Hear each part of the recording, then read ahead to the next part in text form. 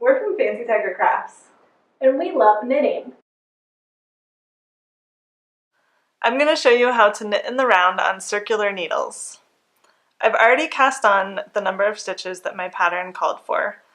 It's important to use the correct length of circular needle that your pattern asks you to use. You don't want your stitches to be too stretched on the circle. So this is for a hat. I have a 16-inch circular needle here, and I've cast on all my stitches. So it's time to join these stitches in the round.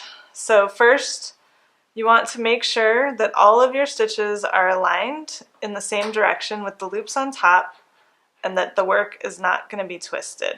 This is very important. If you join the work twisted and knit a few rows, you're going to have to rip it out. So spend a little extra time making sure that all of your loops are on top and that that nice cast on braid is on the bottom.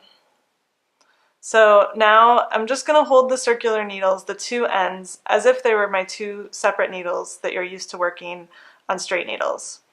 And I have the one here with the yarn coming off of it in my left hand, and in my right hand I have this one, which is going to become the working needle.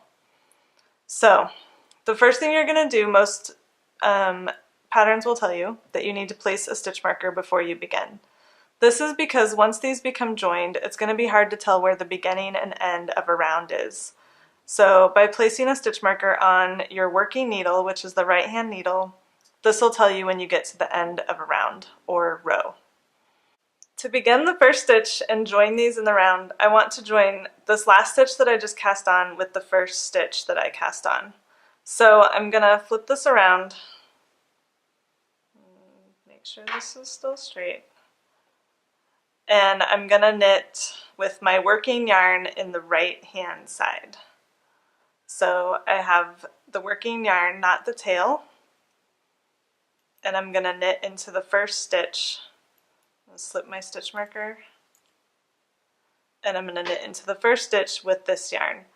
By using this yarn that's coming off of this stitch to knit this stitch, it's going to join these two together. So I just insert my needle and knit.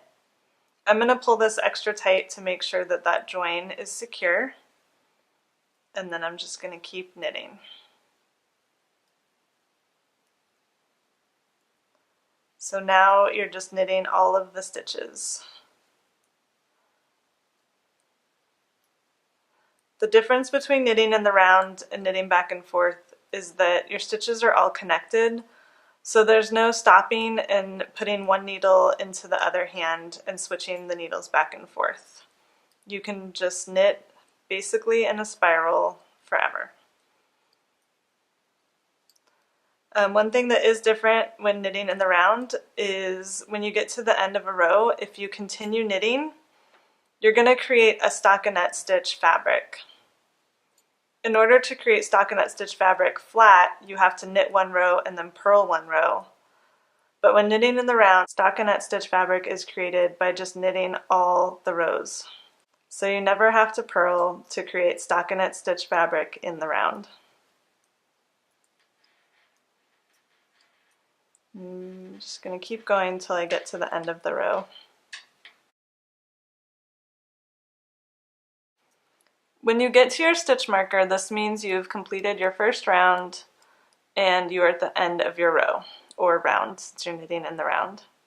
For your first one or two rounds, you want to double check when you get to this point and just make sure that your work is not twisted. So all of the loops are on top and the work is at the bottom. I'm just checking. That looks good. So I'm just going to slip the stitch marker and keep going.